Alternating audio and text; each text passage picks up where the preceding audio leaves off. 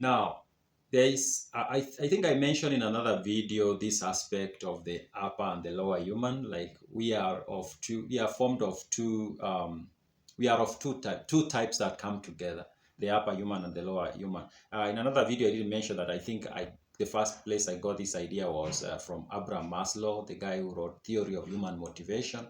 But I did go back and check that paper. I don't think that's where I got it from, and I think I read it in the book, the Law of Human Nature by Robert Greene. And in fact, I did get a quote of what Robert Greene says. He says the lower is the more animal and reactive side of our nature, and one that we easily slip into. The higher is the more truly human side of our nature, the side that makes us thoughtful and self-aware.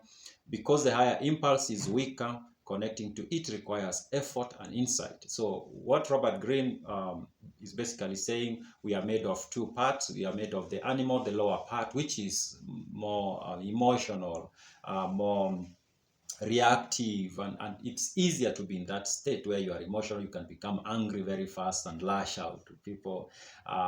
You are more ignorant of yourself and of others. That's the animal side.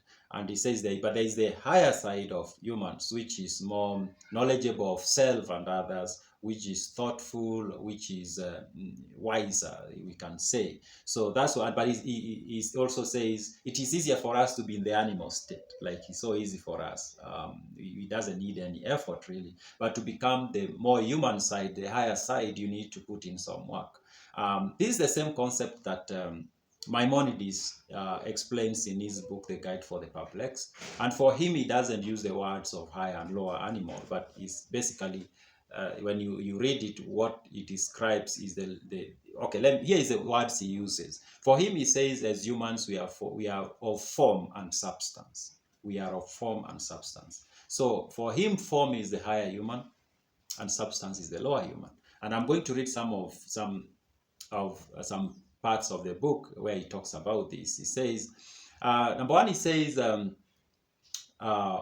substance is, the way he puts it, form does not change, substance changes.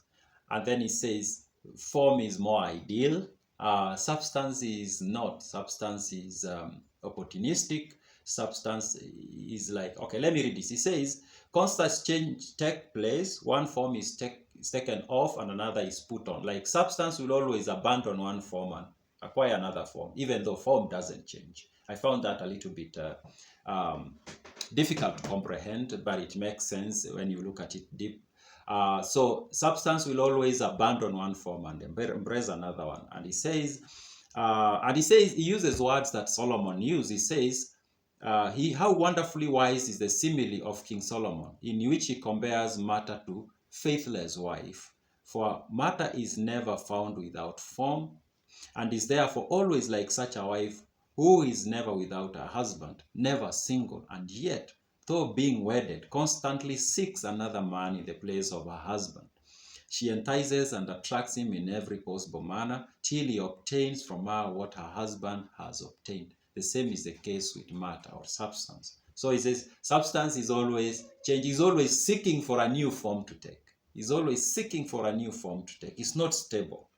Form can be stable, but matter or substance is never stable. It's always unstable. It's always looking for a new form. And even when it is in a particular form, it's still seeking to acquire a new form. That's why he uses that.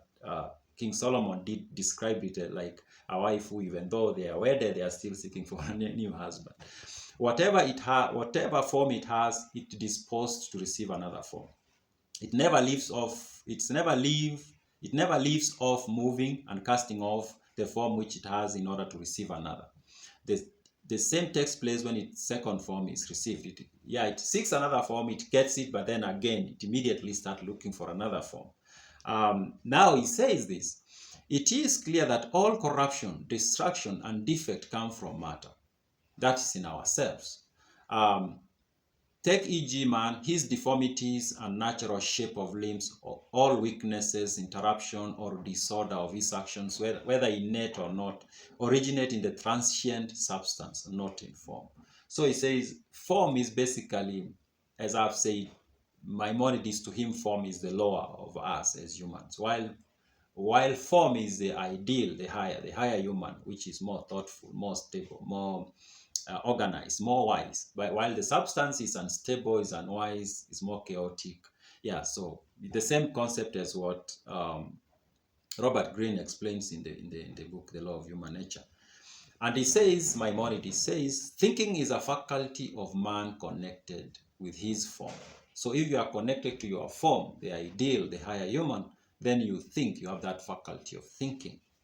And he says, that's the knowledge of God, the formation of ideas, the mastery of desire and passion, the distinction between that which is to be chosen and that which is to be rejected. All this man owes to his form. But now, yeah, having that ability to know and to understand and to decide wisely what to do, what not to do, what to accept, what not to accept, that comes with your form. But he says, but eating, drinking, sexual intercourse, excessive lust, passion, and all vices have their origin in substance of his body. So basically, those come from our animal side. And he says, it was impossible according to the wisdom of God that substance should exist without form, or any of the forms of the bodies without substance. And it was necessary that the very noble form of man, which is the image and likeness of God, as has been shown by us, that he has explained previously in the book, that's what he meant, should be joined to the substance of dust and darkness, the source of all defect and loss. So, and then he goes on to say, even though substance has this habit of making us weak, basically, but although it's necessary that we are made of substance or matter, he says God gave us the form of manpower, rule, and dominion over substance, that we have the ability to overcome our substance, that we have the ability to overcome the lower human side of us. And he says, some persons constantly strive to achieve that is. Let me repeat that. He says that some persons constantly strive to achieve that which is noble and to seek perpetuation in accordance with the direction of their noble path, their form. Their thoughts are engaged in the formation of ideas, the acquisition of true knowledge, and about everything, and the union with the divine intellect, which flows down upon them, and which is the source of man's form. So they say, he says, Maimonides says that there are people who choose that path of nobility, basically, like to use the words he uses. And that he says, when you choose that path, you are leaning more towards accepting your form more and relying on your form more. And he says that means your thoughts are in a state where they form ideas and they seek new ideas, they acquire knowledge, true knowledge, they seek the truth. And by so doing, you kind of like trying to find the union with the divine intellect, and that will flow down upon you, and that will add to your form, basically. But on the other hand, now I continue reading this other part, eating, drinking, and sensuality. He says, intelligent persons should basically avoid too much eating, drinking, and sensuality. I'm going to talk more about this. He doesn't say that they are bad, but he says sometimes, or often you overdo them, and when you overdo them, it's like our substance overtake our form, and that creates imbalance in our lives. Intelligent person must, as much as possible, reduce these wants, guards against them, feel grieved when satisfying them, abstain from speaking of them, discussing them, and attending to them in company of others. Man must have control over all these desires, reduce them as much as possible, and only retain of them as much as it is indispensable. So he's talking about now engaging in those desires that you're trying, that are from the substance, that include eating, drinking, and sensuality. It says that while they are indispensable, we have to reduce how we want them, and we have to also not engage in them in a way that could be like it's too much, and we have to not speak about them that much, even though we engage in them.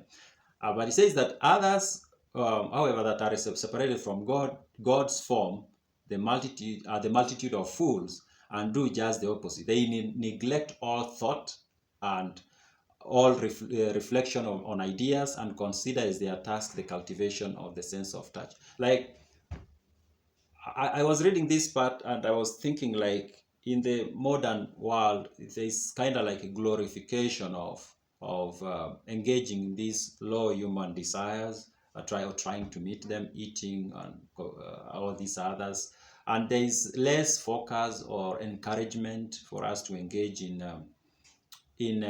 thought and trying to seek or acquire knowledge and understanding. Like, there is less of that, and everybody's being encouraged to engage in eating and all these other low desires of us as humans. Those who desire to be men in truth and not brutes, having only the appearance of shape of men, must constantly endeavor to reduce the wants of the body, such as eating, love, drinking, anger, and all vices originating in lust and passion.